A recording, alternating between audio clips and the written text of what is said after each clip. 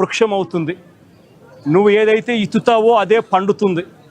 రేపొద్దున ఎల్లకాలం నీ ప్రభుత్వమే ఉండదు. రేపొద్దున కన్ను మూసుకొని కన్ను తెరిచేసరికి మరో 3 సంవత్సరాలు అయిపోతుంది. 3 సంవత్సరాలు అయిపోతే ఆ తర్వాత వచ్చేది మా ప్రభుత్వం. మా ప్రభుత్వం వచ్చిన తర్వాత ఇదే చంద్రబాబు నాయుడు గారి అడుగులకు మడుగులెత్తిన ఈ పోలీస్ అధికారులకు ఎవరెవరైతే అన్యాయాలు చేశారో, ఎవరెవరైతే తప్పుడు పనులు చేశారో వాళ్ళందరినీ కూడా లెక్క జమా తీస్తాం. వాళ్ళందరినీ కూడా చట్టం ముందర నిలబెడతాం.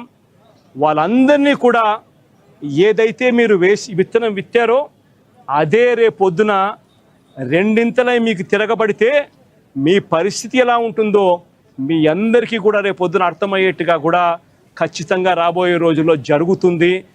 ఇప్పటికైనా మేలుకో చంద్రబాబు అని చెప్తున్నా. ఇప్పటికైనా చంద్రబాబు తెలుసుకో అని చెప్తా ఉన్నా. వీళ్ళందరినీ కూడా హెచ్చరిస్తూ ఉన్నా. అధికారులు కొంతమంది అనుకుంటా ఉండొచ్చు, మేము రిటైర్ అయిపోతామనో, లేకపోతే విఆర్ఎస్ తీసుకొని పోతామనో, లేకపోతే ఇక్కడ నుంచి కనపడకుండా విదేశాలకు వెళ్ళిపోతామేమో అని చెప్పి అనుకుంటా ఉండొచ్చు. ప్రతి అధికారికి చెప్తా ఉన్నా, 7 సముద్రాలు అవుతాయి.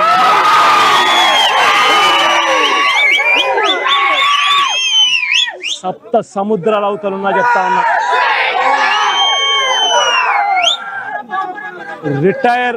రిటైర్ అయి ఉన్నా కూడా చెప్తా ఉన్నా.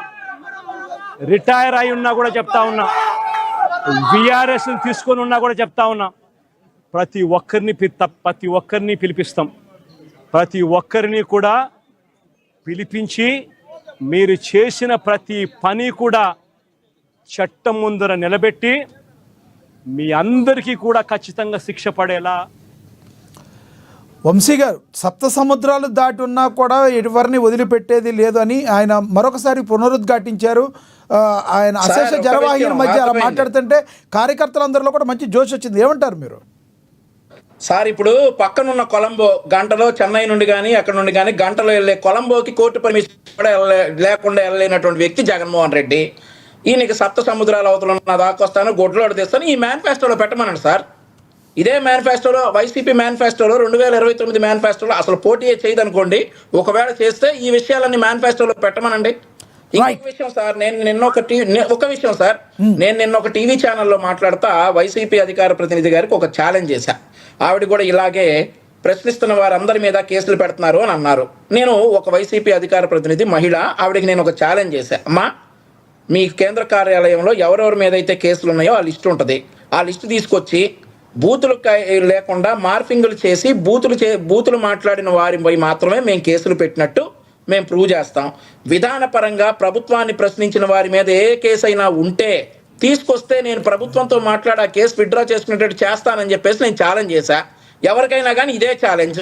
విధానపరంగా మాట్లాడిన వారి మీద ఎవరి మీద కూడా మేము కేసులు పెట్టలేదు. అలాగే బూతులు మాట్లాడుతా మార్ఫింగులు చేసే ఏ ఒక్కడిని వదిలే ప్రసక్తే లేదని చెప్పేసి ఈ సందర్భంగా చెప్తా ఉన్నా. ఏమన్నా ఉంటే ఛాలెంజ్ ఒప్పుకోమనండి.